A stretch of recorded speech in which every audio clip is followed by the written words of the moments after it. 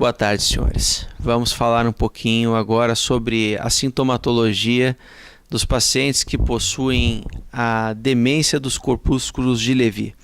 Bom, eu vou falar características chaves, né, que ajudam muito no diagnóstico.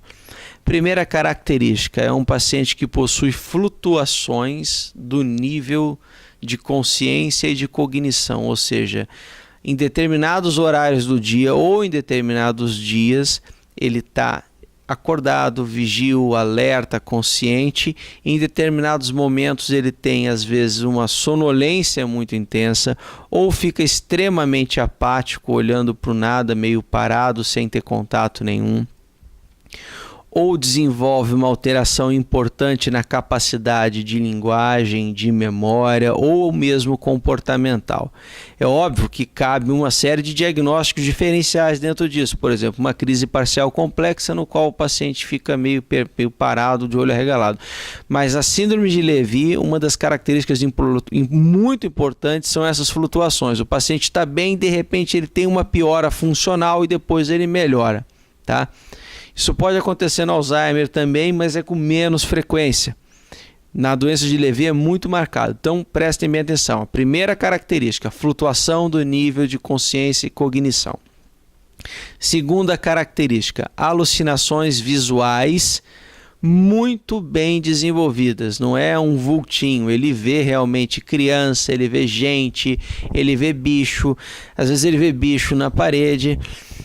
Aí tem dois tipos, as alucinações que assustam e as que não assustam. Na grande maioria dos casos, o paciente que tem o Lewy, ele lida bem com a alucinação, ele não fica tão incomodado, ele não fica assustado. Em alguns casos, a depender, né, do conteúdo da alucinação, o paciente pode ficar agitado. Então, segundo critério ou característica importante do ponto de vista diagnóstico, são alucinações visuais vívidas, muito bem claras.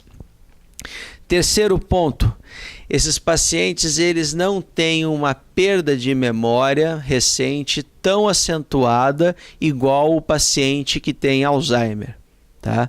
Então não tem uma perda de memória tão acentuada igual o paciente que tem Alzheimer.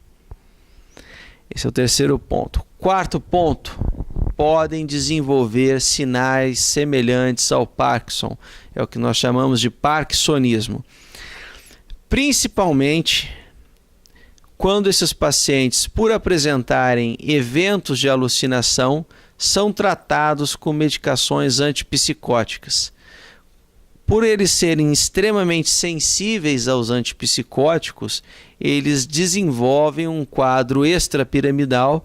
Extrapiramidal é um quadro que tem as características do Parkinson. Então, muitas vezes, essa sintomatologia do parkinsonismo se desenvolve após usar alguma medicação neuroléptica, ou um Aldol, ou uma risperidona, ou um aripiprazol, olanzapina, clozapina. Então, como eles têm uma sensibilidade muito grande, eles podem desenvolver após o uso dessas medicações. Isso é importante porque ajuda muito no diagnóstico.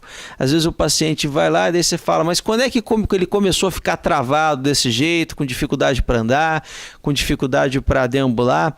Ah, foi depois que foi prescrito tal medicação.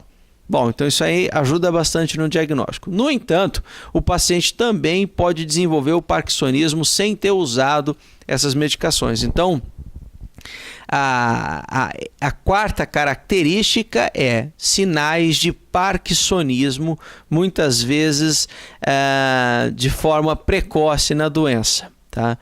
Habitualmente não são eles que precedem as alterações de nível de consciência ou de memória ou alucinação visual, eles vêm depois, tá?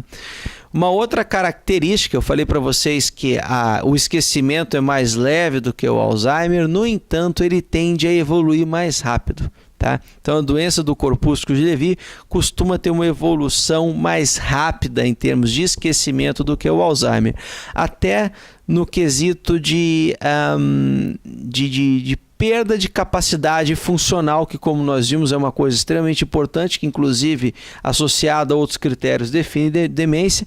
O paciente que tem a doença de Levy costuma ter um prognóstico um pouco pior que a doença de Alzheimer. Ele acaba indo a óbito por complicações clínicas pelo fato de ficar acamado. Bom, basicamente essas são as características que você tem que observar no paciente que tem doença de Levy.